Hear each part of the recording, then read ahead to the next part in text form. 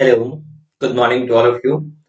तो आप सभी का स्वागत है let's crack UPSC CSC Unacademy पे। तो चलिए हम स्टार्ट करते हैं। जैसे कि हमने लास्ट लेक्चर में आपको बताया था कि हम मुद्रास्फीति पढ़ रहे थे, यानी महंगाई पढ़ रहे थे, इन्फ्लेशन पढ़ रहे थे। तो इससे पहले आपको मैं कुछ थोड़ा-सा अनअकैडमी के बारे में बता देता हूँ। देखिए, अनअकैडमी की अगर हम बात करते हैं, हमारे साथ आप जुड़ते हैं तो इसमें से आपके लिए बहुत बेनिफिट है। जैसे कि आप देख सकते हैं कि हमारे साथ करीबन मोर देन 30 से ज़्यादा जो डेली लाइव क्लासेस पैरेलल चल रहा होता है डिफरेंट डिफरेंट सब्जेक्ट को लेकर के। साथ ही साथ उन सब्जेक्ट आपने क्या पढ़ा है उसका देखिए जो लाइव क्विज़ेज़ होता है या टेस्ट होते हैं, वो भी क्या होते हैं लगातार चल रहे होते हैं। साथ ही साथ हमारे पास स्ट्रक्चर्ड कोर्सेज़ हैं, हर एक सब्जेक्ट के करीब रिकॉर्डेड 250 से ज़्यादा कोर्सेज़ हैं और उसके साथ-साथ हमारे इसी प्लेटफ़ॉर्म में अनलिमिटेड एक्सेस है। अनलिमिटेड एक्सेस एक बार आपने सब्सक्राइब कर लिया, यानी जैसे कि एक बार आपने सब्सक्रिप्शन ले लिया, तो उसमें किसी प्रकार का लिमिट नहीं होता है। आप उसमें सारी अपनी तैयारी कॉम्प्रिहेंसिवली ढंग से क्या है, कर सकते हैं। साथ ही साथ आगे बात करें तो देखिए हमारा अनअकैडमी का ऐप है। तो अनअकैडमी का ऐप आप क्या है गूगल प्ले स्टोर में जाके अनअकैडमी लर्निंग ऐप जहाँ डालेंगे तो वहाँ से आप क्या है डाउनलोड कर सकते हैं और अपनी पढ़ाई को वहाँ से क्या है उसमें सुधार और बेहतरी कर सकते हैं। साथ ही साथ हमारे प्लेटफ़ॉर्म में टॉप 100 एजुकेटर भारत के जो अच्छे-अच्छे एजुकेटर हैं, टॉप 100 एजुकेटर हैं, वो हमारे साथ जुड़े हुए हैं अर्थात अनअकैडमी के साथ जुड़े हुए हैं, जो टॉप 100 एजुकेटर हैं।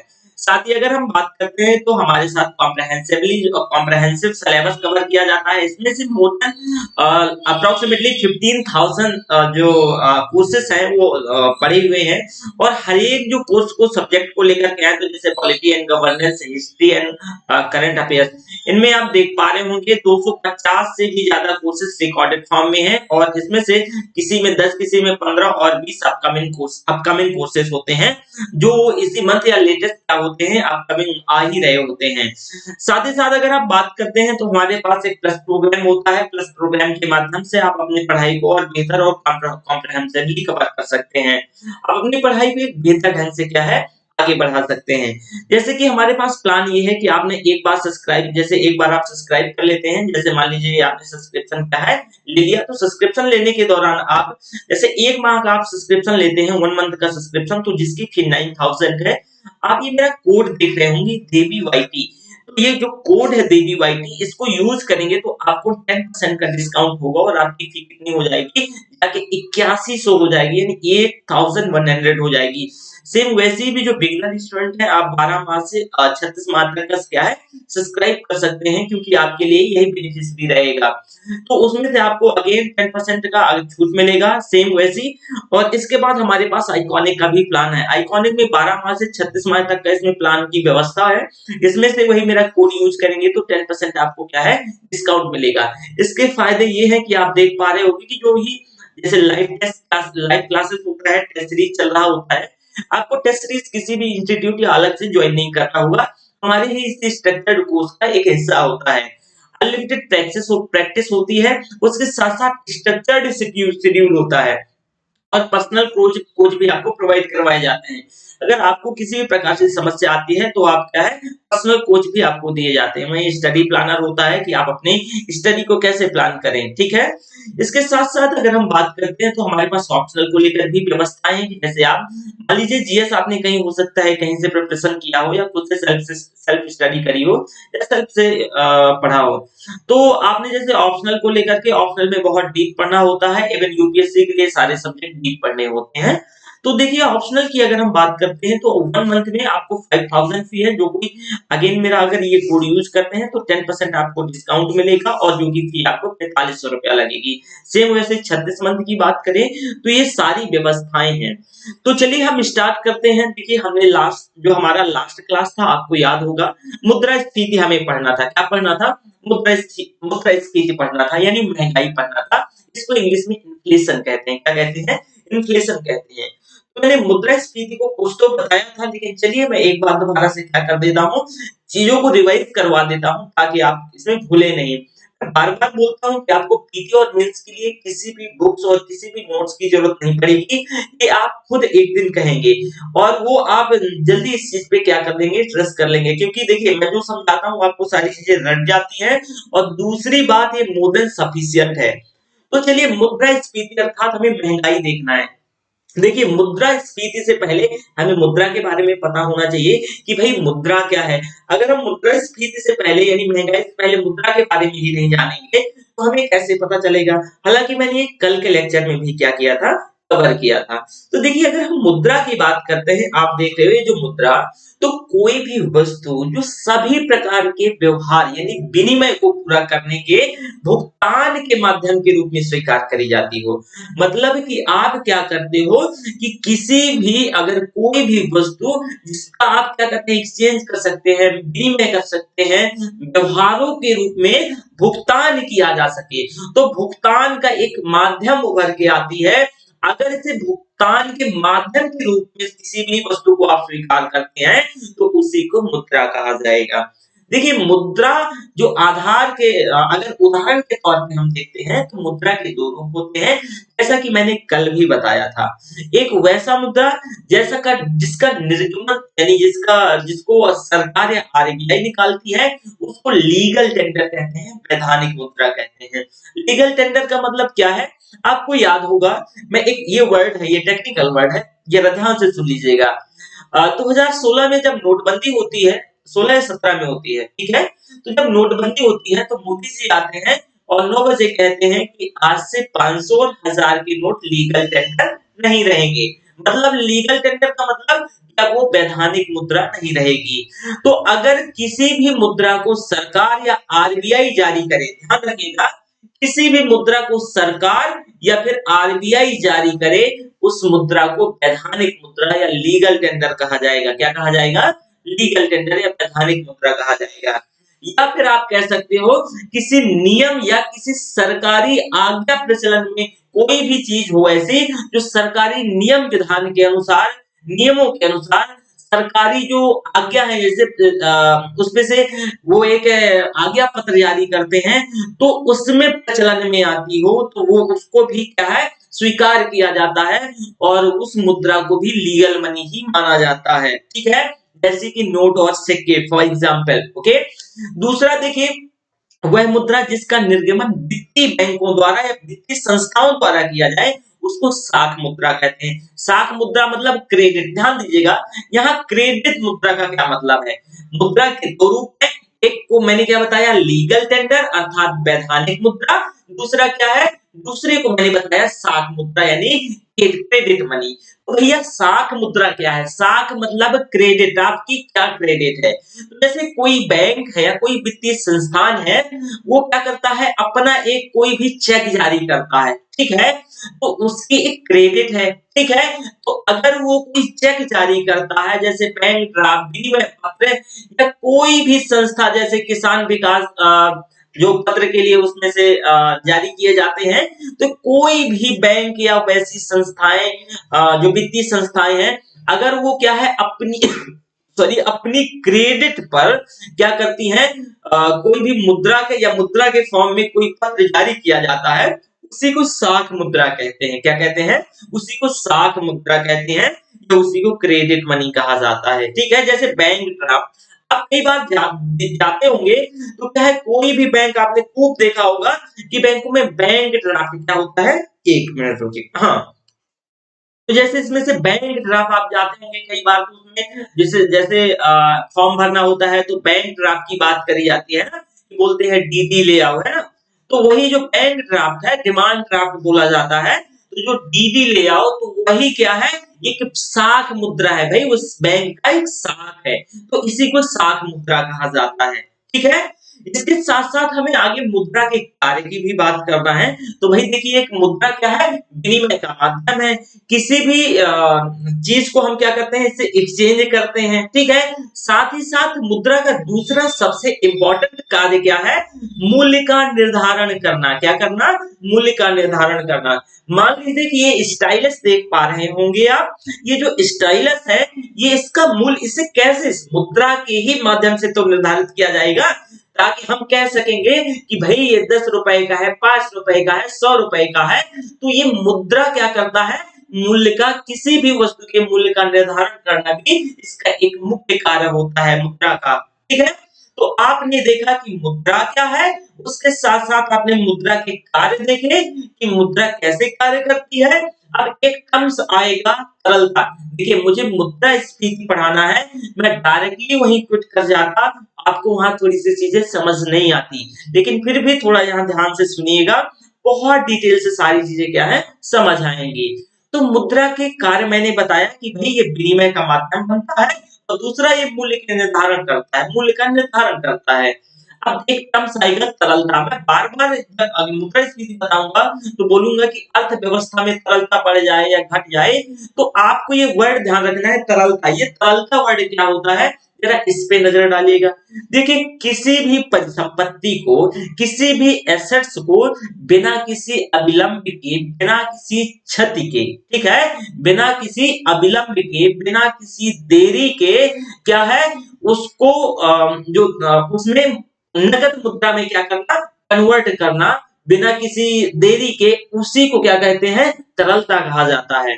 मतलब कि जितना जल्दी कोई भी वस्तु नकद मुद्रा में क्या है कन्वर्ट हो सकेगी, उसकी तरलता उतनी अधिक होगी।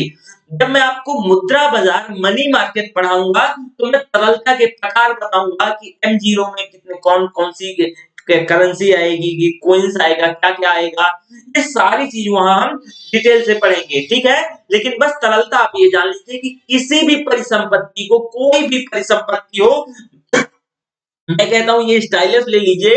अगर ये स्टाइलस आप अगर मार्केट लेके जाते हैं और बिना किसी देरी के इसको क्या है, इसका जो निर्धारित और इसका जो उचित मूल्य है, अगर उचित मूल्य पे क्या है इसे कन्वर्ट कर दिया जाए जितना जल्दी, जितना बेहतरी से, ये उतना ही ज्यादा इसकी तरलता होगी। तो तरलता का मतलब यही कि मार्केट में उपलब्ध मनी या कोई भी वस्तु जो करेंसी के रूप में बहुत आसानी से कन्वर्ट हो जाए, उसी को तरलता कहेंगे, उसी को लिक्विडिटी कहेंगे। क्या कहेंगे, लिक्विडिटी कहेंगे। इस साइंस वाले तरलता से मत इसको जोड़ने लगिएगा। ठीक है, दूसरा सन्निकट मुद्रा। सन्निकट मतलब उसके निकट, नियर मनी की बात हो रही है ना, क्वाजी मनी या नियर मनी, क्या इसी को इंग्लिश में क्वाजी मनी या नियर मनी कहते हैं। देखिए ये जो सन्निकट मुद्रा है, ये इसमें ये सन्निकट मुद्रा एक्चुअल में ये मुद्रा की ही तरह होती है, लेकिन ये मुद्रा नहीं होती है। मतलब ये कहें कि इसमें ये वैसी मुद्रा की तरह ही तरल होती है, लेकिन ये थोड़ा बहुत उनकी तरलता अपेक्षाकृत करेंसी के कम होती है। तो ये मुद्रा तो नहीं होती है, लेकिन ये मुद्रा की तरह ही होती है, ये भी तरलता के गुण रखती है, इसी वजह से इसको सन्निकट मुद्रा कहते हैं।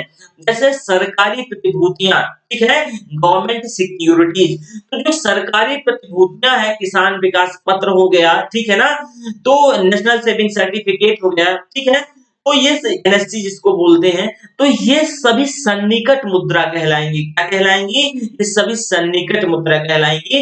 मतलब ये मुद्रा की ही तरह है, लेकिन ये मुद्रा नहीं है। ठीक है, यहां तक आपने देखा।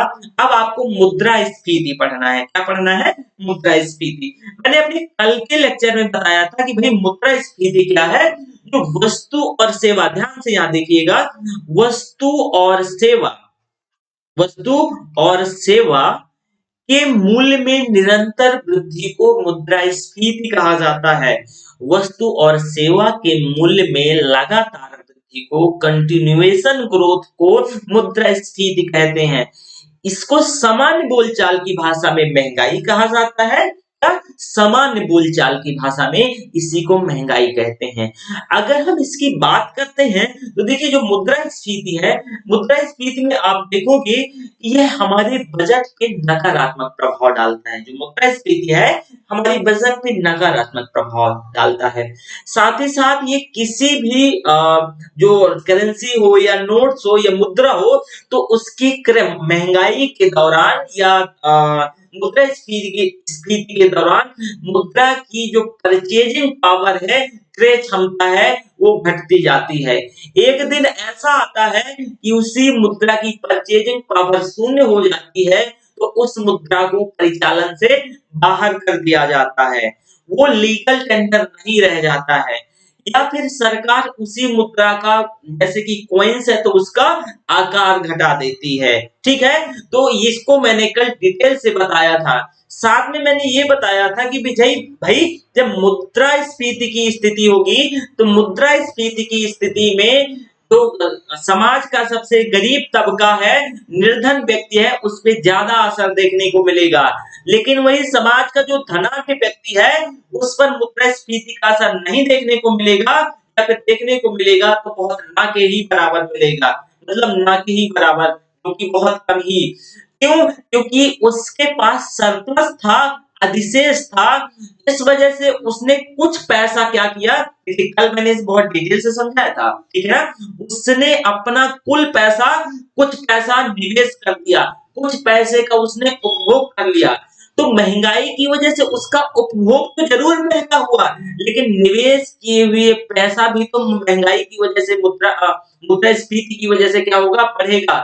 तो बढ़ा हुआ निवेश भी इसके प्रभाव को क्या कर देगा, डिमिनिश कर देगा, खत्म कर देगा। ठीक है, तो इस वजह से कहा जा सकता है कि भाई जो गरीब व निर्धन वर्ग है, जिसके पास अधिशेष की कमी है, उस पर मुद्रास्फीति का असर ज्यादा देखने को मिलता है।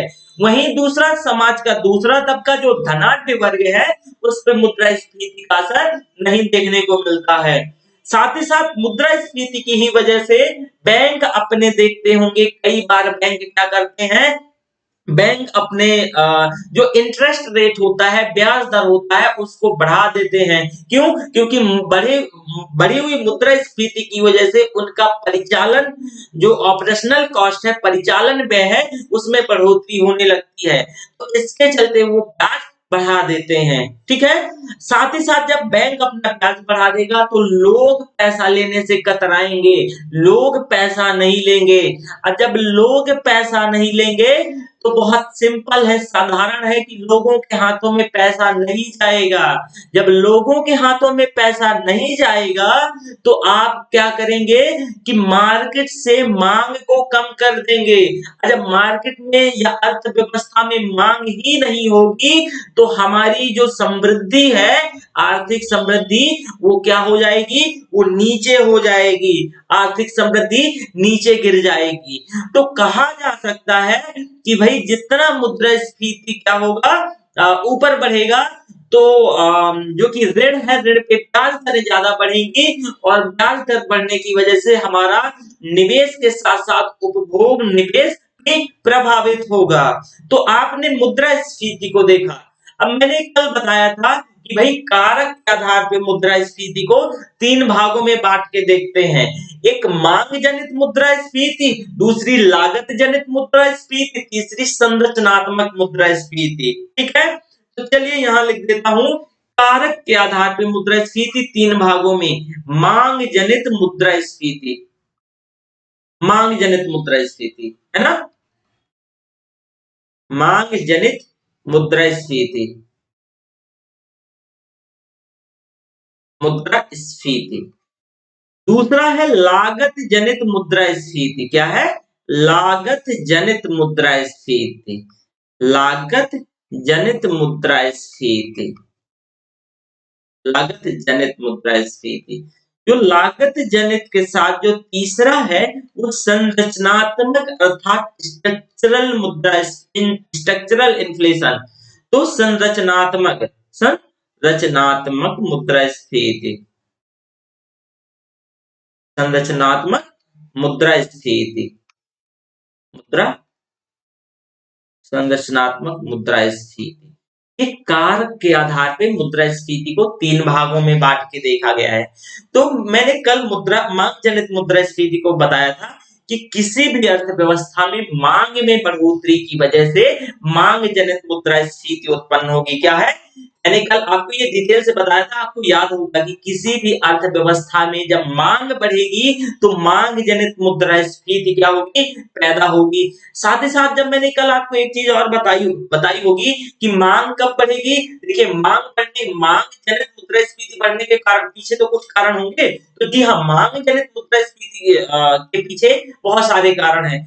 जैसे कि आप अगर देखते हो कि मांग जनित मुद्रास्फीति के दौरान जब वस्तु और सेवाओं में कमी के कारण क्या होता है, जब वस्तु और सेवाओं में आपूर्ति की कमी के कारण जब आपूर्ति क्या होगी, कम हो जाएगी और मांग क्या होगी, लगातार बढ़ेगी, तो उसकी कीमत स्तर में वृद्धि देखी जाएगी। और जब उसकी कीमत स्तर में वृद्धि देखी जाएगी, तो इससे मांग जनित मुद्रास्फीति उत्पन्न होगी। मैं लिख देता हूँ, है ना? इसके क्या-क्या कारक हो सकते हैं? देखिए, ये वस्तुस्फीति भी उसको कहा जाएगा। जैसे कि मान लीजिए कि वस्तु तथा सेवा है, तो वस्तु तथा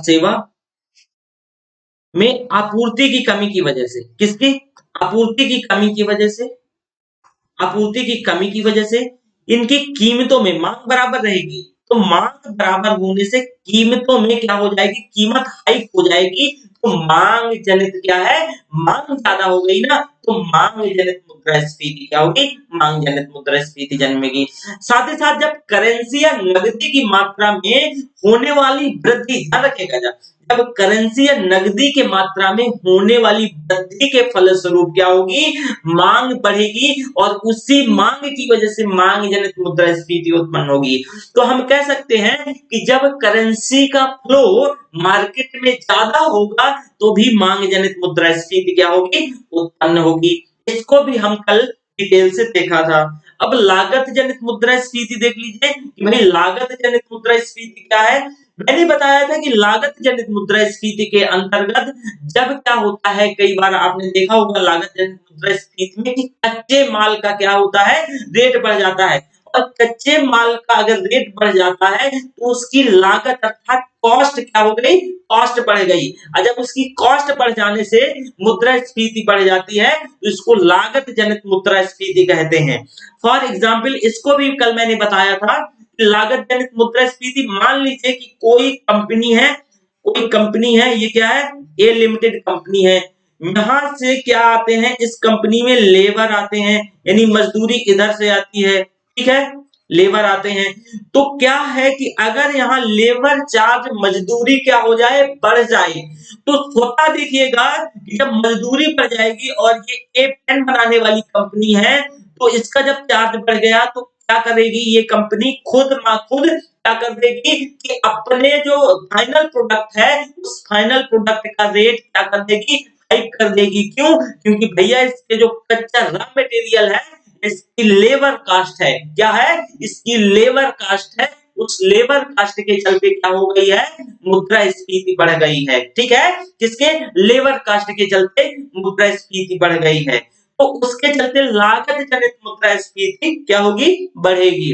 साथ ही साथ मैंने कल ये भी बताया था कि भाई कोई भी खाड़ी युद्ध हो जाए, मान लो, ठीक है, कोई ऐसा जैसे कि हमने कच्चा तेल की बात करी थी कि भाई जो कच्चा तेल है, जो क्रूड ऑयल है, अगर उसका रेट क्या हो जाता है, हाइक हो जाता है, तो भारत में पूरी जगह मुद्रास्फीति की स्थिति देखी जाती है। क्यों? क्योंकि कच्चा तेल बढ़ जाएगा अंतरराष्ट्रीय मार्केट में, तो डीजल और पेट्रोल की कीमत स्वतः बढ़ जाएगी, और डीजल और पेट्रोल पे ही हमारा ज्यादा से ज्यादा परिवहन सुविधा टिका हुआ है। तो आप देखोगे कि कहाँ, खाड़ी देश में कच्चे तेल की कीमत बढ़ी और उसका असर भारत जैसे देशों में भी देखने को मिलता है। क्यों? क्योंकि हम ज्यादा से ज्यादा तेल पे ही क्या है, डिपेंड है। तो कह सकते हैं कि ये जो वृद्धि हुई है, मुद्रास्फीति, जो महंगाई हुई है, ये लागत जनित महंगाई है। क्या है? लागत में वृद्धि हुई है।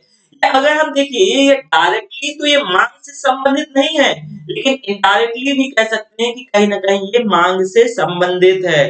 ठीक है, अब संरचनात्मक मुद्रास्फीति क्या होती है भाई, संरचनात्मक, देखिए संरचनात्मक मुद्रास्फीति की अगर हम बात करें, तीसरा, इसे आप थोड़ा सा लिख लीजिएगा। देखिए जो संरचनात्मक मुद्रास्फीति है,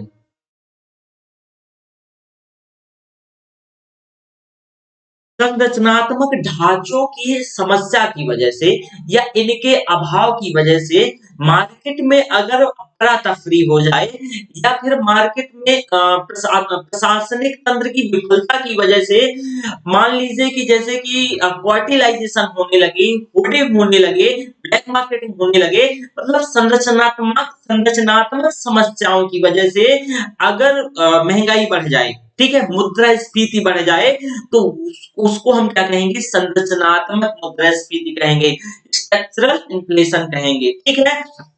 अब जैसे कि मान लीजिए कि कोल्ड स्टोरेज की समस्या है, परिवहन की समस्या है, तो ये संरचनात्मक समस्याएं हैं और इन संरचनात्मक समस्याओं की भी वजह से मुद्रास्फीति क्या हो सकती है? बढ़ सकती है, ठीक है।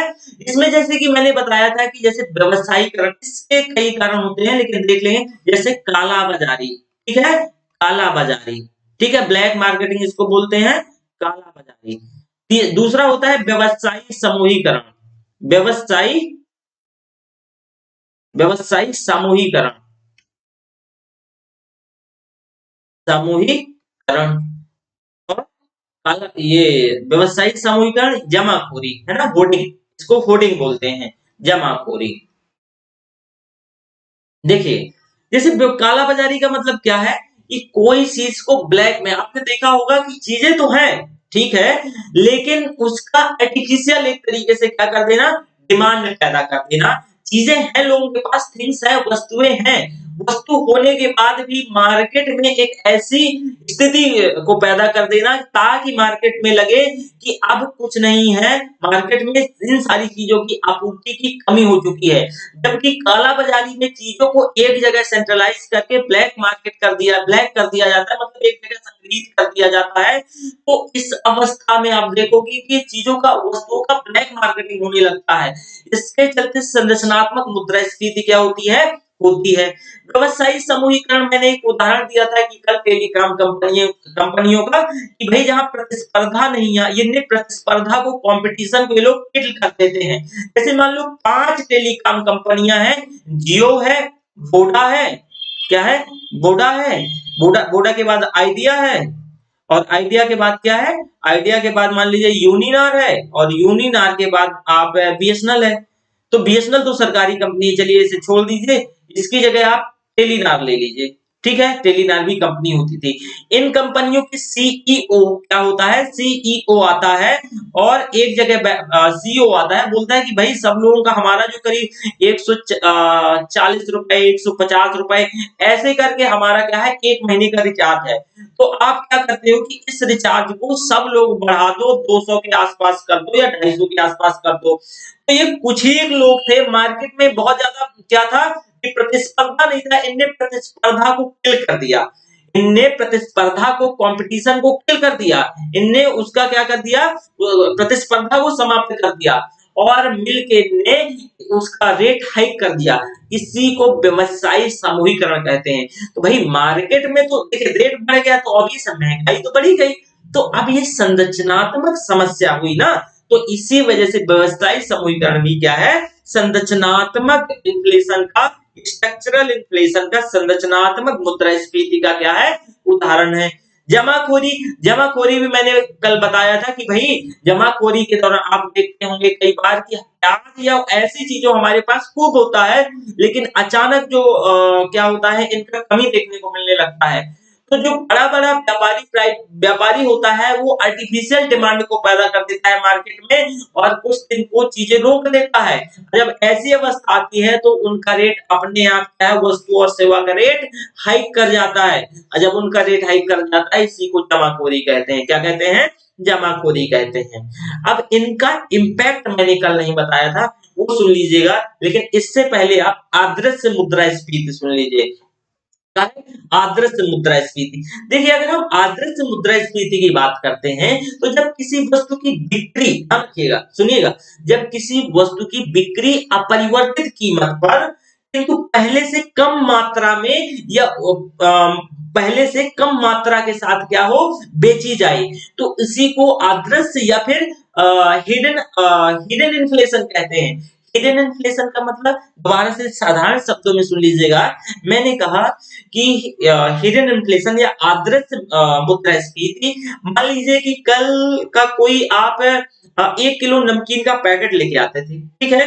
कल का क्या 1 किलो नमकीन का पैकेट लेके आते थे, तो उस 100 रुपए का मिलता था, ध्यान रखिएगा। सेम क्वालिटी थी, सेम क्वालिटी, और उसका 1 केजी होता था, 1 केजी होता था। इस बार आपने क्या किया कि उसका रेट तो अभी बढ़ा नहीं, ध्यान दीजिएगा। 2000 में, मान लीजिए 2018 की बात कर रहा हूँ, 2020 में उसका रेट नहीं बढ़ा, ध्यान से सुनिएगा, उसका रेट नहीं बढ़ा, 100 रुपया ही है उसका रेट। लेकिन क्या हुआ, इन लोगों ने उसकी मात्रा को क्या कर दिया, क्वांटिटी को और क्वालिटी को, दोनों को इन लोगों ने डिम कर दिया या कम कर दिया, ठीक है? क्वांटिटी और क्वालिटी, यानी मात्रा और गुणवत्ता, यानी मात्रा और गुणवत्ता, इसको कम कर दिया। तो देखिए, इसका रेट तो नहीं बढ़ा, लेकिन एक तरीके से क्या हो गया, इसकी मात्रा में और इसकी गुणवत्ता में, दोनों में कमी आ गई।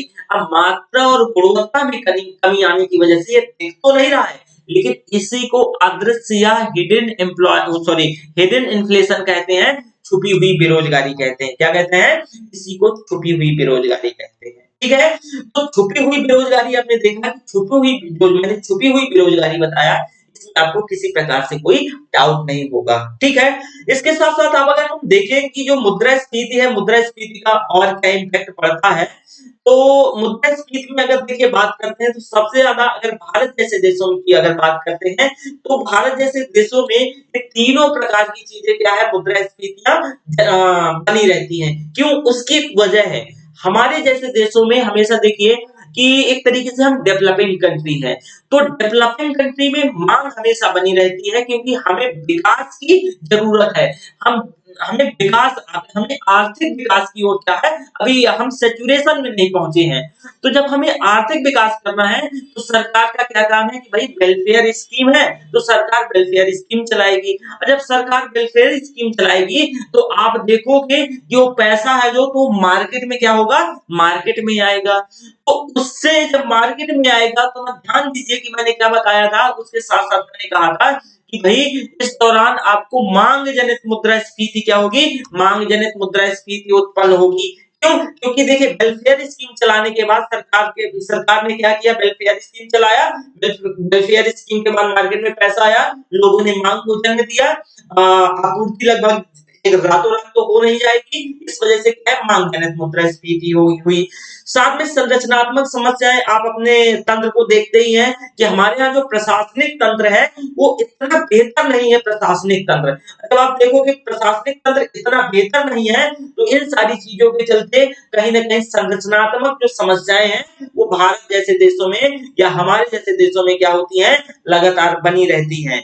साथ ही साथ लागत प्रेरित की बात करें, तो देखिए, लागत प्रेरित मुद्रास्फीति को देखें, तो लागत प्रेरित मुद्रास्फीति भी क्या होती है, बनी रहती है, क्योंकि कई बार हमारे यहाँ फेस्टिवल्स वगैरह ये सब चल रहे होते हैं, इनके चलते आप देखे होंगे कि जो मजदूर है या कई समस्याएँ पनपती हैं, या नेचुरल डिज़ास्टर आ जाता है, उस दौरान कच्चे माल का कमी हो जाता है, और उसकी कमी होने के चलते उसका रेट क्या हो जाता है, बढ़ जाता है। तो इसमें लागत जनित मुद्रास्फीति भी क्या होती है, बनी रहती है। साथ ही साथ आप देखोगे कि जैसे रोजगार के अवसर हमारे यहाँ निरंतर उत्पन्न होते रहते हैं, और साथ ही साथ इंफ्रा का वर्क, भारत जैसे, क्योंकि हम डेवलपिंग है, तो इंफ्रा का वर्क भी चलता रहता है।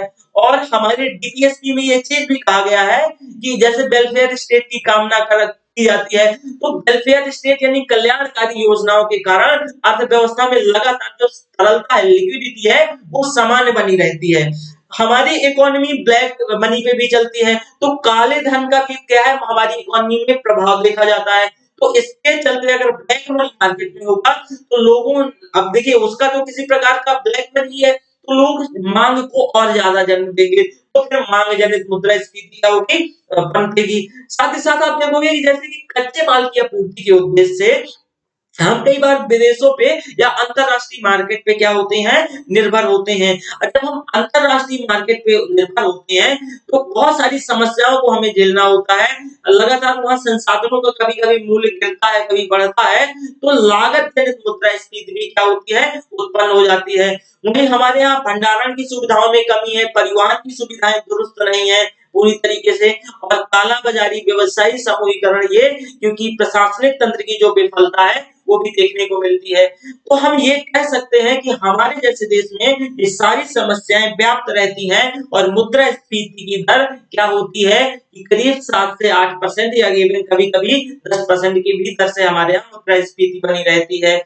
जबकि ये एक तरीके से ये खतरे की घंटी है। मुद्रास्फीति होनी चाहिए, लेकिन मुद्रास्फीति क्या होनी चाहिए, वो वॉकिंग होनी चाहिए, एकदम रेंगती हुई मुद्रास्फीति होनी चाहिए, ना कि मुद्रास्फीति दौड़ती हुई होनी चाहिए, ठीक है? तो जैसे कि हमारे यहाँ जो मुद्रास्फीति है, वो करीब 7 या 8% के रेट पे बनी रहती है। साथ ही साथ देखोगे कि जो भारत में मुद्रास्फीति को कंट्रोल करने की ज़िम्मेदारी आरबीआई की रही है। लेकिन आरबीआई मात्र भारत में मुद्रास्फीति को कंट्रोल नहीं कर सकता है। कुछ हद तक आरबीआई मुद्रास्फीति को कंट्रोल कर सकता है, और वो मात्र उसी मुद्रास्फीति को कंट्रोल करेगा जो मांग से संबंधित है, अर्थात मांग जनित मुद्रास्फीति। अब आरबीआई मांग जनित मुद्रास्फीति को कैसे कंट्रोल करेगा, जरा ध्यान से सुनिएगा। मैंने कहा कि आरबीआई की जिम्मेदारी, देखिए अगला हम लेक्चर जो हमारा होगा मॉनेटरी पॉलिसी। तो आरबीआई को एक अपने लक्ष्यों को प्राप्ति करने के लिए, मतलब इन सारी चीजों को गवर्न आरबीआई करता है।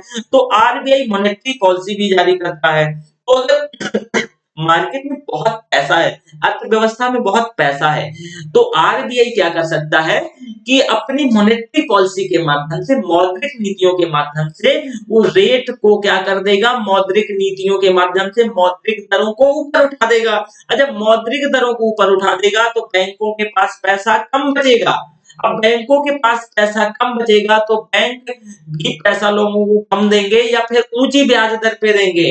अब बैंक जब ऊंची ब्याज दर पे पैसा देंगे, तो स्वतः हमारे यहाँ जो मांग जनित मुद्रास्फीति है, वो क्या हो जाएगी, कम हो जाएगी। लेकिन ये किसका, ये आरबीआई कंट्रोल करती है, ठीक है, ध्यान रखिएगा, ये आरबीआई कंट्रोल करती है मांग जनित मुद्रास्फीति। लेकिन पूरी तरीके से मांग जनित मुद्रास्फीति को आरबीआई नहीं कंट्रोल कर सकती है। क्यों? क्योंकि वेलफेयर स्कीम के माध्यम से पैसा मार्केट में आ जाए, तो ये आरबीआई नहीं बल्कि इसको सरकार कंट्रोल कर सकती है। तो आप कह सकते हो कि मुद्रास्फीति को कंट्रोल करने के लिए हमें आरबीआई के साथ साथ सरकार के दोनों के परस्पर सहयोग की जरूरत होती है। क्या है? दोनों के परस्पर सहयोग की जरूरत होती है। तो आपने यहां तक देखा, जैसे कि लागत जनित मुद्रास्फीति को सरकार परिधान के माध्यम से, सरकार क्या कर सकती है, सब्सिडी के माध्यम से कम कर सकती है। कैसे सरकार लागत जनित मुद्रास्फीति को सरकार कम करेगी, देखिएगा, सर मैंने बताया कि मांग जनित को मान लीजिए आरबीआई कुछ हद तक कंट्रोल करती है, लेकिन जो लागत जनित मुद्रास्फीति को सरकार सब्सिडी के माध्यम से कम करेगी। अब आपके दिमाग में आएगा कि सर सब्सिडी के माध्यम से कैसे? तो सब्सिडी, मान लो कि कोई कच्चा कोई भी, अगर जैसे कि कोई ए नाम की कंपनी है जो इस पेन को प्रोड्यूस कर रही है। अब चाहती है सरकार कि भाई मुद्रास्फीति, महंगाई ना बढ़े, तो इस पेन को बनाने में 10 रुपए की लागत आ रही है। सरकार कह रही है एक कंपनी से कि चलो 5 रुपया का आप क्या करो, आप अभी पेन बना दो, ठीक है, 10 रुपए की लागत है, आप 10 ही रुपए में बेचो। तो ये कहेगा कि सर मैं ऐसे कैसे कर सकता हूँ, क्योंकि मेरा लाभ भी तो होना चाहिए, मैं क्यों काम करता हूँ, सब सारी चीज लाभ के लिए होती है। तो ये बोलेगा कोई बात नहीं है, हर एक पेन पे आपको 2 रुपया हम सब्सिडी दे देंगे। कौन कहेगा? सरकार कहेगा। तो देखिए यहाँ महंगाई तो रुक गई ना, महंगाई क्या हो गई, रुक गई। तो कह सकते हैं कि जो लागत जनित मुद्रास्फीति है, लागत जनित मुद्रास्फीति को कंट्रोल किया जा सकता है सरकार के माध्यम से। किसके? सरकार के माध्यम से। सेम वैसी तीसरी जो मैं मुद्रास्फीति बताया था, कौन सी मुद्रास्फीति बताया था मैंने? संरचनात्मक। तो ये संरचनात्मक जो वैधानिक तंत्र की विफलता है, जो प्रशासनिक तंत्र की विफलता है, इसके चलते आप देखेंगे कि इसको भी सरकार टाइप कर सकती है और इसको भी समाप्त किया जा सकता है। लेकिन ये थोड़ा सा मुश्किल है। ठीक है, तो मुद्रास्फीति का सारा हमने इम्पैक्ट देखा कि क्या क्या इम्पैक्ट पड़ेगा, इसको कौन कौन कंट्रोल कर सकता है और इसको कैसे कंट्रोल किया जाएगा। तो उम्मीद करता हूं कि आपको यहाँ तक मुद्रास्फीति को लेकर किसी भी प्रकार का कोई डाउट नहीं होगा। ठीक है, कोई डाउट है? अगर नहीं है तो चलिए आगे बढ़ते हैं। देखिए, अब दर के आधार पे मुद्रास्फीति के प्रकार, इसके दर के आधार पे, जरा दर के आधार पे मुद्रास्फीति के प्रकार देख लीजिए। ठीक है, दर के आधार पे मुद्रास्फीति को 4 भागों में बांटा जाता है। यहाँ मैं लिख देता हूँ, खाली पेज मिलना चाहिए। ओके, तो दर के आधार पे, दर के आधार पर मुद्रास्फीति को मुद्रास्फीति को मुद्रास्फीति को 4 भागों में बांटा जाता है। किसमें? 4 भागों में बांटा जाता है। ठीक है, तो अब ये 4 भाग क्या है, जरा आप इनको देख लीजिए। पहला है क्रीपिंग इन्फ्लेशन, रेंगती हुई। ठीक है, क्रीपिंग इन्फ्लेशन क्या है? रेंगती हुई मुद्रास्फीति। ठीक है, ये क्रीपिंग इन्फ्लेशन क्या है? क्रीप क्या है? जैसे कि कीड़े होते हैं ना, क्रीप, उनके लिए यूज, तो रेंगते हैं, है ना? तो क्रीपिंग इन्फ्लेशन, जब किसी भी अर्थव्यवस्था में मुद्रास्फीति की दर अर्थात महंगाई की दर या इन्फ्लेशन की दर 3% तक रहे। दोबारा सुनिएगा, जब किसी भी अर्थव्यवस्था में महंगाई की दर 3% तक रहे, ऐसी अर्थव्यवस्था में उस महंगाई को क्या कहते हैं? क्रीपिंग इन्फ्लेशन कहते हैं। ठीक है, या रेंगती हुई मुद्रास्फीति कहते हैं। यानी किसी भी अर्थव्यवस्था में महंगाई की दर 3% से ऊपर नहीं जाए, उसको रेंगती हुई मुद्रास्फीति कहते हैं। कितना? जैसे नंबर 1, रेंगती हुई मुद्रास्फीति 3% से ऊपर नहीं जाए, 3% से ऊपर नहीं जाए। देखिए, ये 3% तक की अगर हम बात करें तो ये विकसित देशों में देखी जाती है। विकसित देशों में जैसे आप देखोगे जापान, जापान, अमेरिका, ये भी बताऊंगा क्यों यहाँ देखी जाती है ना? अमेरिका, अमेरिका और ब्रिटेन, ब्रिटेन। देखिए, अगर हम इसकी बात करते हैं कि जो क्रीपिंग इन्फ्लेशन है, रेंगती हुई मुद्रास्फीति, ये विकसित देशों में क्यों देखी जाती है?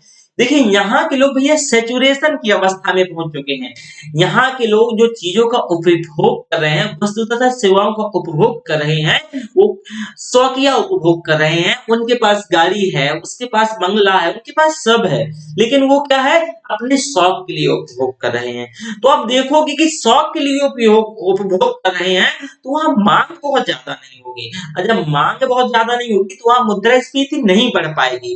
तो वहां मुद्रास्फीति 3 या 4% तक ही रह पाती है, और ये विकसित देशों के लिए मतलब एक बेहतर माना जाता है कि इतनी मुद्रास्फीति बनी रहनी चाहिए। नहीं, वहां की अर्थव्यवस्था में क्या आ जाएगा? रिसेशन की हालात, मंदी की हालात, डिफ्लेशन की हालात हो जाएगी। ठीक है ना?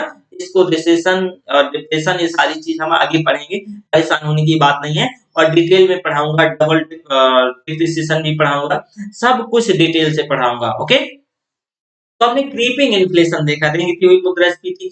दूसरा है वॉकिंग इन्फ्लेशन। भाई, ये वॉकिंग इन्फ्लेशन क्या होता है? जब मुद्रास्फीति की दर क्या हो? 3% से 10% तक रहे, तब इसको चलती हुई मुद्रास्फीति कहते हैं। और ऐसी मुद्रास्फीति विकासशील देशों में सामान्य स्थिति देखी जाती है, जैसे कि विकासशील जो डेवलपिंग कंट्री है, इसकी सामान्य स्थिति देखी जाती है। डेवलपिंग कंट्री में कैसे सामान्य स्थिति देखी जाती है? आप कह सकते हो कि भाई हम डेवलप हो रहे हैं, तो हमारे यहाँ लागत जनित मुद्रास्फीति है, संरचनात्मक मुद्रास्फीति है, और हम डेवलपिंग है तो मांग तो यहाँ पर ही होगी। तो यहाँ की जो मुद्रास्फीति है, ये क्या है? ये 3% से ऊपर और कितना 10 से नीचे रहती है। 3% से ऊपर और 10% से नीचे होती है। ठीक है, इसको क्या कहते हैं? इस मुद्रास्फीति को इसको वॉकिंग इन्फ्लेशन कहते हैं। बढ़ती हुई चलती हुई मुद्रास्फीति कहा जाता है। ठीक है ना? तो आपने दूसरा भी देखा, और जैसे कि भारत, जैसे इसका भारत एक क्या है? इंपॉर्टेंट और बहुत महत्वपूर्ण उदाहरण है। हम तीसरा देखेंगे रनवे इन्फ्लेशन। तीसरा, रनवे इन्फ्लेशन क्या होता है? ये नोट्स आप टेलीग्राम में जाइएगा और ये सारा नोट्स कंप्लीट नोट्स आपको क्या है टेलीग्राम में मिल जाएगा।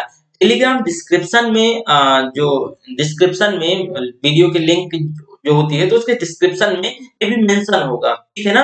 तो वहां आप मुझे जुड़ जाइएगा और मैं वो सारी नोट्स उसमें क्या है प्रोवाइड करवा दूंगा, हैंड रिटन नोट्स प्रोवाइड करवा दूंगा। हाँ, चलिए आगे बढ़ते हैं। तो रनवे इन्फ्लेशन, देखिए रनवे इन्फ्लेशन क्या है, ठीक है। अगर हम रनवे इन्फ्लेशन की बात करें, लिख देता हूं नहीं आप लोग, रनवे इन्फ्लेशन,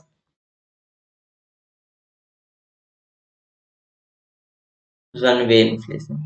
तो ये जो रनवे इन्फ्लेशन है इसकी दर 10% से ऊपर और 30% तक होती है, ठीक है, 30% तक होती है। ऐसी अर्थव्यवस्था को रनवे इन्फ्लेशन या भागती हुई मुद्रास्फीति कहते हैं। क्या इसको भागती हुई या रनवे इन्फ्लेशन कहा जाता है, ठीक है। यह अर्थव्यवस्था के लिए बहुत बुरा संकेत होता है और इसको कंट्रोल कर लेना चाहिए इसी समय। नहीं, अगर ये आउट ऑफ कंट्रोल हो गई, अगर ये बाहर चली गई नियंत्रण से, तो फिर नियंत्रण में लाना मुश्किल हो जाता है, ठीक है। तो जैसे कि वेनेजुएला की बात करें, जिम्बाब्वे, वेनेजुएला तो इसके बाद आएगी हाइपर इन्फ्लेशन में, लेकिन जिम्बाब्वे की बात करें तो इस समय रनवे इन्फ्लेशन से जूझ रहा है, ठीक है। आपको कई बार देखेंगे बिम्बाब्वे, सॉरी बाम्बे कह रहा हूँ, जिम्बाब्वे और वेनेजुएला में आपको ना ब्रेड लेने के लिए बहुत पैसा लेके जाना होता है। वैसे और भी कुछ कंट्री हैं जैसे कि अफ्रीका कॉन्टिनेंट की, तो वहां आपको सब्जी लेने जाना होता है, तो जितना आप सब्जी लेके आते हैं उतना तौल के पैसा देने जाते हैं। तो ये सारी चीजें वहां देखने को मिलती हैं, मतलब अर्थात रनवे इन्फ्लेशन देखने को मिलती है, ठीक है। तो अब मैं लिख देता हूँ, नहीं आप लोग यहाँ पे क्रीपिंग, क्रीपिंग इन्फ्लेशन,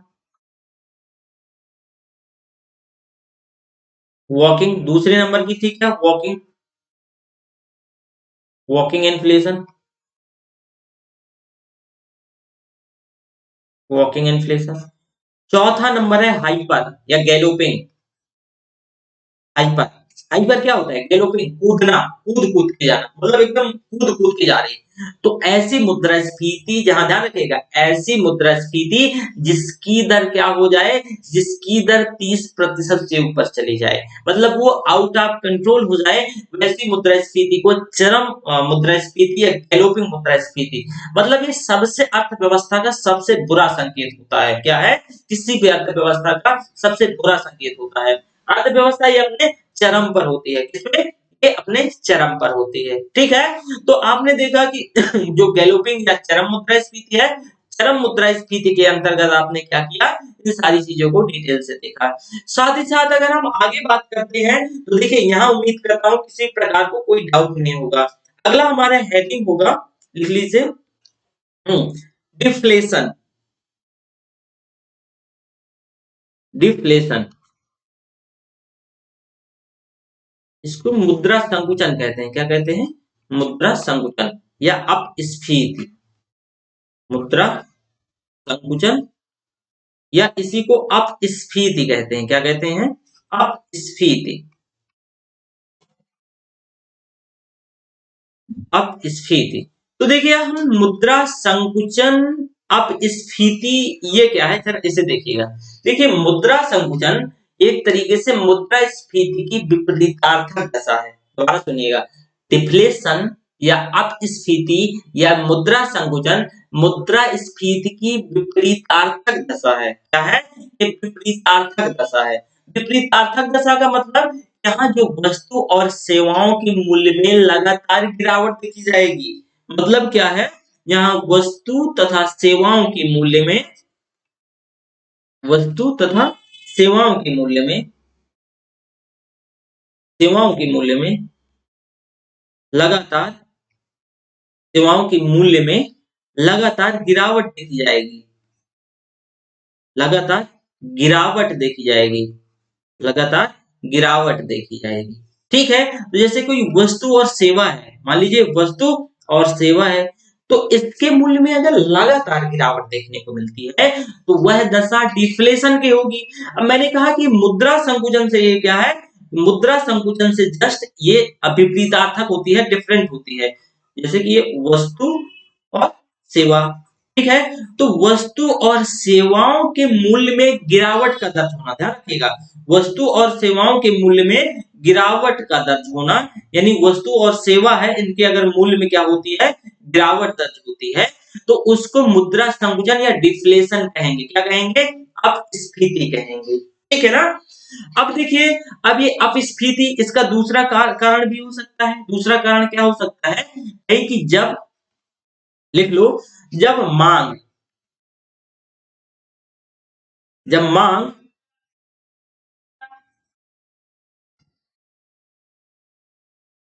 आपूर्ति से, जब मांग यानी समग्र मांग समग्र आपूर्ति को क्या हो जाए, मांग समग्र आपूर्ति समग्र मांग को पार कर जाए। तो जब मांग आपूर्ति से कम रह जाए, जब मांग आपूर्ति से कम रह जाए, कम रह जाए, या इसको उल्टा भी कह सकते हो कि जो समग्र आपूर्ति है, ध्यान रखिएगा, जो समग्र आपूर्ति है, जो समग्र आपूर्ति है, ये क्या हो जाए, ज्यादा हो जाए, ये ज्यादा हो जाए समग्र मांग से। ध्यान रखिएगा, समग्र मांग से, समग्र मांग से, तो भी डिफ्लेशन की दशा होगी। अब कैसे डिफ्लेशन की दशा होगी, बहुत सिंपल है। अब मान लो फॉर एग्जाम्पल कि व्यक्ति इसमें से जो कोई भी चीज का 100 पेन का प्रोडक्शन, एक व्यक्ति 100 पेन का प्रोडक्शन कर रहा है, लेकिन इसकी मार्केट में जो अर्थव्यवस्था है उसकी डिमांड कितनी है, 50 पेन की है। डिमांड कितनी है, 50 पेन की है। तो भाई आपूर्ति किसने ज्यादा किया, तो इस पेन का जो पेन है, इस पेन का कीमत क्या हो जाएगा, पेन का कीमत गिर जाएगा। और इसी अवस्था को मुद्रा संकुचन या अपस्फीति कहते हैं। मुद्रा संकुचन या अपस्फीति कहते हैं। मैं इस पे क्यों फोकस कर रहा हूं, क्योंकि मुझे अगला टर्म्स डिसइंफ्लेशन या फिर क्या पढ़ाना है, और स्फीति पढ़ाना है। तो इससे अगले वाले टर्म, अब अगले वाले सब हेडिंग को, अगले वाले कॉन्सेप्ट को उसके साथ मत जोड़िएगा, क्योंकि देखिए अपस्फीति, ये अपस्फीति है, मुद्रा संकुचन है, ये मुद्रास्फीति की जस्ट उल्टा दशा है। उल्टा मतलब कि जब उसमें क्या है, जैसे वस्तु और सेवा का मूल्य बढ़ रहा था, इसमें वस्तु और सेवा का मूल्य घट जाएगा। मतलब कि आपूर्ति ज्यादा हो जाएगी, खूब लोग प्रोडक्शन करेंगे, मांग नहीं होगी, तो अब ये से क्या हो जाएगा, नीचे चला जाएगा। ये किसी भी अर्थव्यवस्था के लिए अच्छा संकेत नहीं है। आप लोगों को लगता होगा ये ऐसा कि भाई ये किसी भी अर्थव्यवस्था, मतलब महंगाई नहीं होनी चाहिए, अपस्फीति की दशा होनी चाहिए। ये कुछ देखिए, किसी भी अर्थव्यवस्था के लिए बहुत बुरा संकेत तो नहीं कह सकते, लेकिन ये अच्छा संकेत भी नहीं होता है। किसी भी अर्थव्यवस्था में ये बेहतर नहीं माना जाता है कि अपस्फीति या मुद्रा संकुचन की दशा हो। क्यों, अगर ऐसा होगा, ध्यान रखिएगा, अगर मान लो कोई विकसित अर्थव्यवस्था नहीं है और वहां अगर ये सारी चीजें देखी जाती हैं, तो समझिए वहां की इकोनॉमी और क्या है, गर्त में जा रही है। ठीक है, वहां की इकोनॉमी और गर्त में जा रही है। तो डिफ्लेशन की दशा कहां कहां देखी जाएगी, इसका कुछ तो कारण होगा। ऐसा क्यों होगा, डिफ्लेशन यानी मुद्रा संकुचन या अपस्फीति कहां कहां देखी जाएगी, तो जी हाँ, इसकी जैसे कि कोई भी अर्थव्यवस्था में अगर तरलता की कमी हो जाए, ठीक है, मैं पेन बदल लेता हूं ना, किसी भी अर्थव्यवस्था में क्या हो जाए, अगर मान लो कि तरलता, अच्छा अभी यही रखते हैं, इसमें लिख लेते हैं क्यों क्यों ऐसा होगा। अगर कोई अर्थव्यवस्था उसमें तरलता की कमी हो जाए, मतलब लिक्विडिटी क्या हो जाए, तरलता की क्या हो जाए, कमी हो जाए। अब तरलता ही नहीं है, लोगों के पास पैसा ही नहीं है खरीदने के लिए, मनी ही नहीं है। अब लोगों के पास पैसा नहीं है तो लोग क्या करेंगे, लोग क्या कर देंगे, ऑब्वियस है, मांग को ही नहीं जन्म देंगे। अब जब मांग को जन्म नहीं देंगे, ऑब्वियस है क्या है, वो मांग को नहीं जन्म देंगे, तो स्वतः अपस्फीति नीचे आ जाएगी, स्वतः अपस्फीति नीचे आ जाएगी। ठीक है, साथ ही साथ अगर आप बात करते हैं तो इसमें से बेरोजगारी की दर में अगर बढ़ोतरी हो जाए, अगर मान लो कि किसी का जॉब, अगर किसी भी देश में 100 लोग हैं जो कि रोजगार पाए हुए हैं, ठीक है, 100 लोग हैं जो रोजगार पाए हुए हैं, ठीक है, और अगर इन सभी का रोजगार छिन जाए, ठीक है, यानी बेरोजगार हो जाए, ठीक है, तो रोजगार छिन जाए या बेरोजगार हो जाए, तो आप देखोगे रोजगार छिन जाने से इनके हाथों में पैसा नहीं बचेगा, तो ये मांग को जन्म नहीं देंगे। और जब ये मांग को जन्म नहीं देंगे तो क्या हो जाएगा, वह अर्थव्यवस्था स्वतः नीचे आने लगेगी, वस्तुओं का रेट, सेवाओं का रेट कम होने लगेगा और इसी दशा को मुद्रा संकुचन कहा जाएगा। क्या है? इसी दशा को मुद्रा संकुचन कहा जाएगा। और क्या कारण है मुद्रा संकुचन के? और कब हो सकता है मुद्रा संकुचन? यदि किसी भी अर्थव्यवस्था अपनी चरम पर पहुंच जाए, किसी भी अर्थव्यवस्था का अपने चरम पर पहुंच जाना, यानी सैचुरेशन पे पहुंच जाना। मान लो जैसे जापान है, जापान बुद्धों का देश कहा जाता है, वृद्धों का देश कहा जाता जाता है जापान को। अब आप देखोगे कि कोई भी जनसंख्या है, अभी उसका अगला हम वही टर्म देखेंगे जापान का। तो जैसे कि कोई भी अर्थव्यवस्था चरम पर पहुंच गई, उसके पास सब कुछ है, सब लोग अच्छी तरीके से उनका आर्थिक विकास हो चुका है, तो लोग अब ये से मांग को ही नहीं जन्म देंगे, तो मुद्रास्फीति क्या हो जाएगी? स्वतः नीचे डिक्लाइन कर जाएगी। मुद्रास्फीति नीचे आ जाएगी तो वह मुद्रा संकुचन की क्या है? दशा देखने को मिलेगी। तो जब कीमतों में गिरावट दर्ज होगी, क्या है? लगातार वस्तु और सेवाओं की कीमतों में गिरावट दर्ज होगी और ये कब होगी? मान लो जैसे अमेरिका में, तो अमेरिका में ऑब्वियस है कि सब लोगों के पास सब कुछ है, तो लोग मांग को नहीं जन्म देंगे ना इतना तेजी से, तो मुद्रा संकुचन की दशा देखने को मिलेगी। अगला कारण क्या हो सकता है कि भाई किसी भी देश का जो वृद्ध आबादी क्या है, ज्यादा से ज्यादा वृद्ध हो जाए। क्या हो जाए? ज्यादा से ज्यादा वृद्ध हो जाए, जैसे जापान। अब भैया एक चीज उदाहरण जो मैं हमेशा देता हूँ कि दो लोग हैं, एक ए व्यक्ति है और व्यक्ति बी है। व्यक्ति ए के जो व्यक्ति बी के एक पिता हैं, ठीक है, पिता हैं। मान लो जैसे आप भी हो और आपके पिता कोई ए है, तो आप उन्हें अगर 10 साल पहले एक क्या है सेल फोन सौंपे थे, ठीक है, तो अभी भी उसी सेल फोन को वो लोग चला रहे होंगे। लेकिन आपने जब से 10 साल में दसों सेल फोन क्या है चेंज कर दिए होंगे। तो भाई उनकी एक्चुअल में जो वृद्ध आबादी होती है, जो क्या है आबादी जब वृद्ध होती जाती है तो उनकी जरूरतें कम होती जाती हैं। जब उनकी जरूरतें कम होती जाती हैं, तो आप देखोगे कि वो मांग को अगर कोई देश की आबादी पूरी वृद्ध हो जाए तो मांग को ही नहीं जन्म देंगे, और जब मांग को ही नहीं जन्म देंगे तो स्वतः क्या हो जाएगा? मुद्रा संकुचन की दशा, तो वस्तु और सेवा का रेट गिरने लगेगा, ठीक है। तो ये भी दशा क्या है? अपस्फीति की दशा है। तो उम्मीद करता हूं कि मुद्रा संकुचन, अपस्फीति, डिफ्लेशन ये एक ही चीज है। अगला जो टर्म्स बताने जा रहा हूं डिसइंफ्लेशन, ठीक है, डिसइंफ्लेशन यानी अपस्फीति। आप अपस्फीति को क्या करिएगा? आप अपस्फीति को एक मिनट, हाँ, आप अपस्फीति को किसी भी प्रकार से जैसे कि क्या है कि एक्चुअल में अनअकैडमी का ही मैसेज आ रहा था मुझे, तो इस वजह से तो मैं क्या बता रहा था, ये बोल रहा था कि अपस्फीति को अस्फीति से क्या करिएगा कि उससे आप कंफ्यूज मत करिएगा। एक मिनट रुकिएगा, हाँ।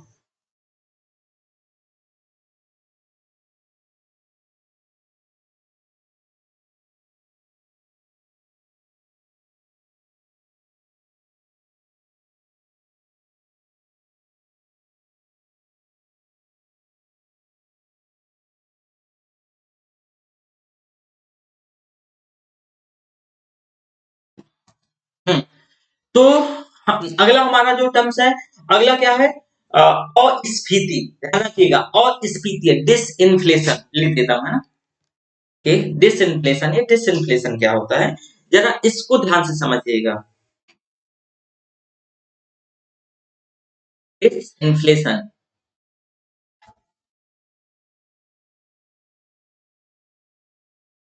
डिसइंफ्लेशन, डिसइंफ्लेशन, ठीक है।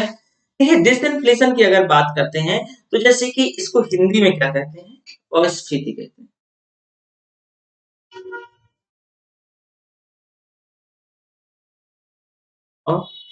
अस्फीति क्या कहते हैं? इसको अस्फीति कहते हैं, ठीक है। वो अपस्फीति था, ये अस्फीति है। वो अपस्फीति था, ये अस्फीति है। देखिए जो अस्फीति मुद्रास्फीति की ही एक दशा है।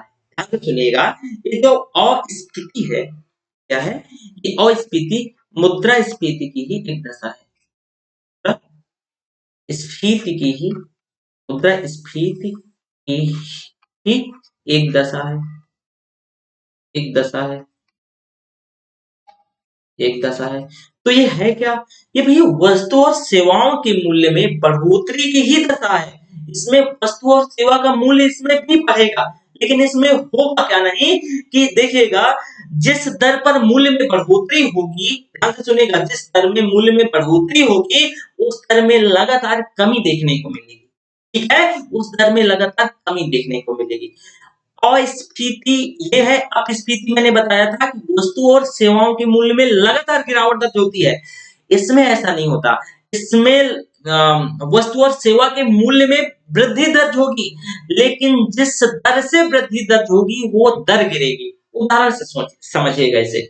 मैंने कहा कि इसमें भी वस्तु और जो सेवा है, वस्तु और सेवा, वस्तु और सेवा, तो उसके मूल्य में यहाँ वृद्धि दर्ज होगी, लेकिन जो दर है, जिस दर से वृद्धि होगी, वो जिस जो दर है उस दर में गिरावट आएगी, उस दर में गिरावट आएगी, दर में गिरावट आएगी, दर में गिरावट आएगी, दर में गिरावट आएगी। और इसी अगर दर में निरंतर कमी देखी जाए, ध्यान रखिएगा, दर में निरंतर कमी देखी जाए तो वह डिसइंफ्लेशन या अस्फीति है। डिसइंफ्लेशन या अस्फीति, क्या? डिसइंफ्लेशन या अस्फीति। अब देखिएगा, डिसइंफ्लेशन या अस्फीति का मतलब मैंने कहा कि भाई जो ये आप देख रहे हैं कि दर में क्या है, लगातार इसमें गिरावट दर्ज होगी। उदाहरण से समझिएगा, जैसे कि एक ये पेन है, ये पेन है, ये 2016 की बात कर रहा हूँ, ये 17 की बात कर रहा हूँ, ये 18 की बात कर रहा हूँ। ठीक है? ये पेन 1100 रुपए का नहीं, छोटा उदाहरण लेते हैं यहाँ से। ये पेन 10 रुपए का था। ध्यान से सुनिएगा। और ये 19 की बात है और ये 20 की, 18, 19, 20। 10 रुपए का पेन जाके ये इस साल क्या हो जाता है, 100 रुपए का हो जाता है। अब ये पेन देखिए 150 रुपए का हो जाता है। ठीक है? यहाँ 50 की वृद्धि देखी गई, यहाँ 90 की वृद्धि देखी गई। अब ये पेन जाके यहाँ 190 का हो जाता है, 190 का हो जाता है, 40 की वृद्धि देखी गई। अब ये जो पेन है यहाँ पे आप देखोगे तो ये क्या हो जाता है, 190 से लगा करके 220 रुपए का हो जाता है। तो यहाँ 30 रुपए की वृद्धि देखी जाएगी। देखिएगा, इसके मूल्य में वृद्धि तो देखी जा रही है, लेकिन इसके दर में गिरावट दर्ज हो रही है। तो आप वस्तु और सेवाओं के मूल्यों में वृद्धि देखी जाएगी, मूल्य लगातार बढ़ेगा, लेकिन दर में गिरावट दर्ज होगी। दर क्या है? पहले देखिए, 90 रुपए पे क्या, 90 रुपए की वृद्धि करीब 9% से क्या है, वृद्धि देखी गई थी। ठीक है? इसके बाद ये कितना, इससे 100 रुपए से 50 रुपए में गया, तो उससे भी करीब इसमें से दो चार सॉरी, इसमें से मतलब करीब 90% की इस पे वृद्धि हम कह सकते हैं। इसके बाद आप देखोगे इसके दर में लगातार गिरावट हो रही है। ठीक है? जिस दर पे ये 50 रुपए की वृद्धि हुई है, तो आप 100 रुपए का 150 कितना प्रतिशत है वो निकाल लो, तो वो इससे कम आएगा।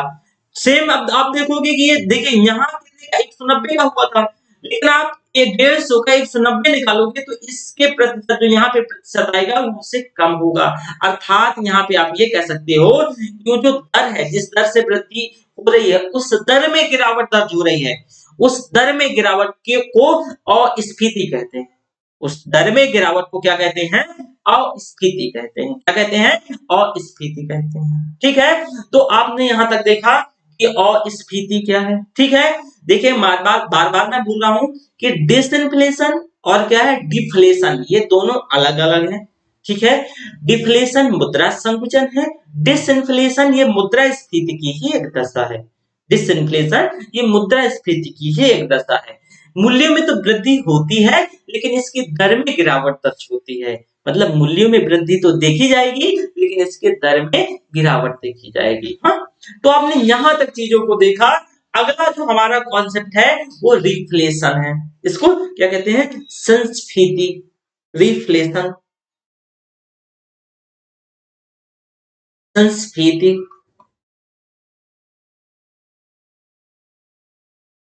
ये संस्फीति क्या है? रिफ्लेशन, इसको रिफ्लेशन।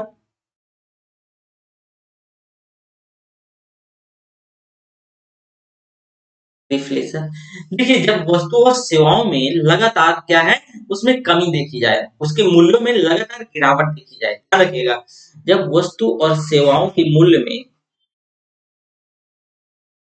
वस्तु और सेवा के मूल्य में लगातार गिरावट देखने को मिले, तो ये अर्थव्यवस्था के लिए बेहतर नहीं माना जाता। इससे पहले भी मैंने बताया। लेकिन आप देखो कि अर्थव्यवस्था में मांग को ये क्या है, मुद्रा संकुचन की दशा है। लेकिन अर्थव्यवस्था में मांग को जन्म देने के लिए, जब मांग को जन्म, क्योंकि अब सरकार हरकत में आएगी, तो मांग को जन्म देने के लिए अर्थव्यवस्था में सरकार क्या है, पैसा प्रोड्यूस करे। ठीक है, क्या करे, पैसा प्रोड्यूस करे। तो जब पैसा प्रोड्यूस करे, वेलफेयर स्कीम के माध्यम से पैसा दे, या आरबीआई गाइडलाइन जारी करे, अपने बैंकों को जो मॉनेटरी दर है, मॉनेटरी रेट है, मौद्रिक दरें हैं, उनको कम करके क्या किया जाए, दोबारा से मांग को जन्म दिया जाए। तो जब देखिए यहाँ मुद्रा संकुचन की दशा आ गई थी, लेकिन अब मांग दोबारा से क्या है, मांग को जन्म दिया जाएगा। और जब मांग बढ़ेगी तो फिर मुद्रास्फीति क्या है, बढ़ने लगेगी। क्या है, मुद्रास्फीति बढ़ने लगेगी। सरकार अपने करों में भी कटौती कर सकती है। जैसे कि सरकार अपने करों को कम करेगी ना, तो लोगों के पास पैसा ज्यादा बचेगा। मान लो 100 रुपया है, सरकार अभी इस समय 20 रुपया का 20% का कर ले, मान लीजिए, बस मैं इसी वजह से एग्जाम्पल देता हूँ, तो 20% से कर लेती है। अगर वो 10% से कर ले, तो भाई हमें जब 80 रुपया खर्च करने को मिलता था, अब हमें 90 रुपया मिलेगा। तो हम 10 रुपया अतिरिक्त मिला ना, तो वो 10 रुपया में हम मार्केट लेके जाएंगे, तो उससे मार्केट में मांग जन्म होगी। ठीक है, क्या है, मांग जन्म होगी। तो आप देखोगे कि इस पुनः बढ़ोतरी के कारण जब मूल्य में फिर से क्या होगा, एक दोबारा से रिसफल होगा, दोबारा से क्या होगा, इंक्रीज होने लगेगा, मूल्य बढ़ने लगेगा। तो इसी स्फीति को संस्फीति कहा जाएगा, रिफ्लेशन। दोबारा से रिफ्लेट हो गई, रिफ्लेशन कहा जाएगा। ठीक है, तो संस्फीति भी रिफ्लेशन भी इन्फ्लेशन की ही एक दशा है, अर्थात मुद्रास्फीति की ही दशा है। ठीक है, तो आपने यहां तक देखा। हम कल मिलेंगे। अगला जो अब अभी ये हमारा चैप्टर समाप्त नहीं हुआ है, ध्यान रखिएगा। अभी ये काफी लंबा चैप्टर है, इसमें से इन्फ्लेशन स्पाइरल देखेंगे, बेस प्राइस स्पाइरल बोलते हैं। उसके साथ साथ स्टैगफ्लेशन देखेंगे। स्टैगफ्लेशन में हमें डब्ल्यूपीआई, सीपीआई, पीपीआई, इन सारी चीजों के बारे में हमें डिटेल से बात करना है।